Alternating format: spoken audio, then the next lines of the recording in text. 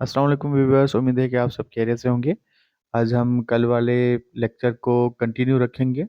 Procedure of legislation article 70, 72, 73, 74 and 75। Money bill को हम पढ़ेंगे, समझेंगे और उससे उसके जो प्रोसीजर और तरीक़ेकार है उसको समझेंगे। मनी बिल है क्या और किस तरह से इसको इसका प्रोसीजर लाया जाता है, इस पे कानून साजी की जाती है, वो समझेंगे। दरअसल मनी बिल जो है वो रिलेटेड टू फाइनेंशियल मैटर्स के साथ है।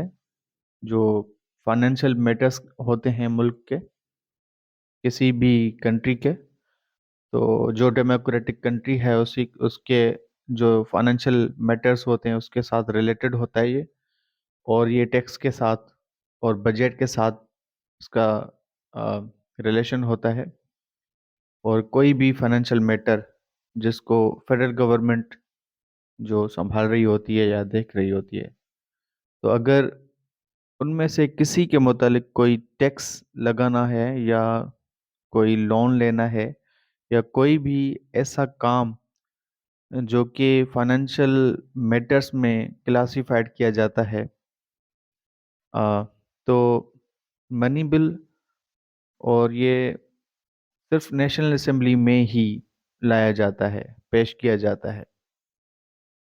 और मनी बिल हमेशा गवर्नमेंट की तरफ से पेशरस होती है, पेशकश होती है। गवर्नमेंट की तरफ से मनी बिल को सबमिट किया जाता है, लाया जाता है। और जो फेडरल गवर्नमेंट है वो उसकी असेंट होती है और वो मनी बिल के लिए बहुत ज़रूरी होता है। क्योंकि आपको मैंने पहले भी इसके मुतालिक बताया था कि जो मनी बिल है और जो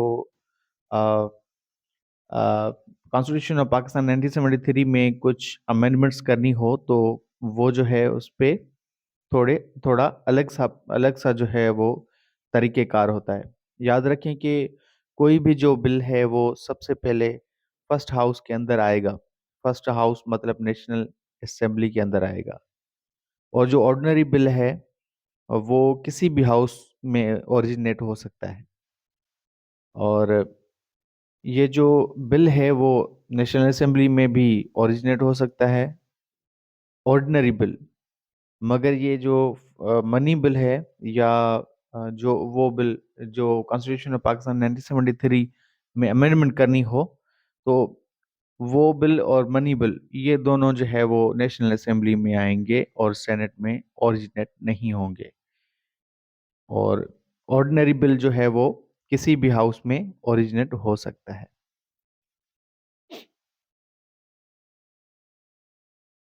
ये सेनेट का जो तरीक़ेकार है, सेनेट में कोई बिल आए या कोई नेशनल असेंबली में बिल आए, तो इन दोनों बिल के सिवा कोई भी बिल जो है वो किसी भी हाउस में ओरिजिनेट या और इनिशिएट हो सकता है। उस पे कोई पाबंदी नहीं, कोई रेस्ट्रिक्शन नहीं। तो जो फर्स्ट हाउस है वो नेशनल असेंबली को ही कहा जाता है और सेकंड हाउस जो है वो सेनेट को कहा जाता है। अब सवाल ये है कि उस जो फर्स्ट हाउस में उसको पास करने का जो तरीक़ेकार है या पास करने के लिए क्या प्रोसीजर है, क्या जो प्रोसीजर एडॉप्ट किया जाएगा उसको नेशनल असेंबली में जब लाया जाएगा। सबसे पहले ये इंट्रोडक्शन होगा उसका, जिसको हम कह सकते हैं कि ये फर्स्ट रीडिंग हो सकती है और नहीं भी। अ, मतलब ये कि इस पे स्पेसिफिकली उसको जो है वो प्रोड्यूस किया जाएगा। ऐसा नहीं कि उस पे जैसे प्रोड्यूस किया जाएगा, इंट्रोडक्शन किया जाएगा तो बस रीडिंग स्टार्ट हो जाएगी, ऐसा नहीं होता। मतलब ये फर्स्ट रीडिंग उसको कहा जाता है मगर उस पे फर्स्ट रीडिंग हो नहीं सकती। बस उसको उसके बिल के हिसाब से इंट्रोडक्शन करवाया जाता है हाउस में, जिस हाउस में वो इनिशिएट होता है नेशनल असेंबली में। انٹروڈکشن کروایا جاتا ہے اس بل کا، اور اس کا مقصد بتایا جاتا ہے کہ یہ جو قانون، یہ جو مینیفیسٹو ہے، مطلب جو لکھا ہوا، جو ایک پیپر پہ ایک تحریری چیزیں ہوتی ہیں کہ یہ کرنا ہوگا، یہ کرنا ہوگا، واٹس ایور. تو کوئی نیا قانون پاس کرنا ہو یا کوئی پرانے قانون میں تبدیلی لانی ہو، اور انٹروڈکشن کے بعد اس بل کی کاپیز ہر ممبر کو دی جائے گی اور جاتی ہے. پھر اگر اس بل کے خلاف کوئی کمنٹس آئے یا آتا ہے، تو اگر کہا جائے کہ یہ تو ریپگننٹ ٹو دا اسلام ہے، یہ اسلام کے خلاف ہے، اور یہ جو بات ہے وہ کانسٹیٹیوشن آف پاکستان 1973 میں لکھی گئی ہے کہ کوئی بھی قانون اسلام کا جو نظریہ ہے اس کے خلاف نہیں لایا جائے گا. تو اگر کسی لا کے بارے میں یہ آبجیکشن ریز ہو جائے تو وہ ریپگننٹ ٹو دا اسلام ہوگا، تو وہ اسلامک آئیڈیالوجی کونسل کو بھیجا جائے گا. اب یہ سوال ہے کہ اسلامک آئیڈیالوجی کونسل کون ہے؟ یہ ایک ادارہ ہے، یہ جو ہے وہ اسلامک آئیڈیالوجی کونسل جو ہے وہ ایک ادارہ ہے جو جب بھی کوئی لا پیش کیا جاتا ہے تو اس کی جو مشاورت ہونا لازمی ہے، ضروری ہے. کیونکہ ہم ایک مسلمان کنٹری میں رہتے ہیں، تو ہم اسلام پہ جو ہے عقیدہ رکھنے والے مسلمان ہیں. تو ہم اسلامک آئیڈیالوجی جو ایک کونسل بنی ہوئی ہے، ایک ادارہ بنا ہوا ہے، اس کو یہ بل کی کاپیز بھجواتے ہیں فار ایکسپرٹ اوپینین. اس پہ جو ایکسپرٹ اوپینین وہ جو ہے وہ تبصرہ کرتے ہیں کہ بھائی ہاں یہ اسلام کے خلاف تو نہیں ہے کہیں. تو اگر وہ پاس کر دیتے ہیں یا اگر کوئی امینڈمنٹ کرتے ہیں تو بھی ٹھیک ہے، اگر نہیں کرتے تو پھر وہ واپس آ جاتا ہے. پھر اس کے بعد جو ہے فرسٹ ریڈنگ ہوتی ہے اور آگے کاروائی ہوتی ہے. تو وہ اپنی ایک رائے دیتے ہیں، ہاں یہ واقعی جو ہے ریپگننٹ ہے یا نہیں. اور اگر تقریباً اور اگر یہ جو ہے وہ کلیئر کر دیتے ہیں، وہ تقریباً کلیئر ہی ہو جاتا ہے، یہ کلیئر کر دیتے ہیں تو اس میں کچھ جو ہے امینڈمنٹس کی جاتی ہیں. تو پھر یہ بل جو ہے وہ ہاؤس میں واپس لایا جاتا ہے. اور جو ہے کمیٹی جو اسٹیج ہے، کمیٹی اسٹیج آپ کو پتہ ہونا چاہیے کہ جو لوور اپر اور لوور ہاؤس ہیں ان میں جو ہے وہ کمیٹیز بنائی جاتی ہیں. پھر یہ بل اس جو ہے وہ ریلیونٹ کمیٹی اسٹیج کے لیے فارورڈ کیا جاتا ہے for the purpose of expert opinion یا آرگومنٹس کے لیے. تو ابھی اس پہ ہم اس کو سمجھیں گے کہ جو ریلیونٹ جو کمیٹی اسٹیج ہے یہ کیا چیز ہے. یہ فار ایگزامپل اگر وہ بل جو پبلک ہیلتھ کے ریلیٹڈ ہے تو وہ وزیر صحت کو جائے گا، اور پاس اس کو اس کے پاس جائے گا.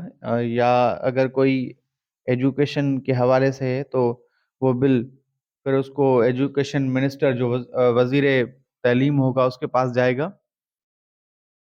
دیکھیں جو ہمارے فیڈرل منسٹرز ہوتے ہیں، وزیر صحت، وزیر قانون فیڈرل منسٹرز ہیں، تو ان کی جو کیبنٹ ہے ان کے پاس جائے گا یہ بل.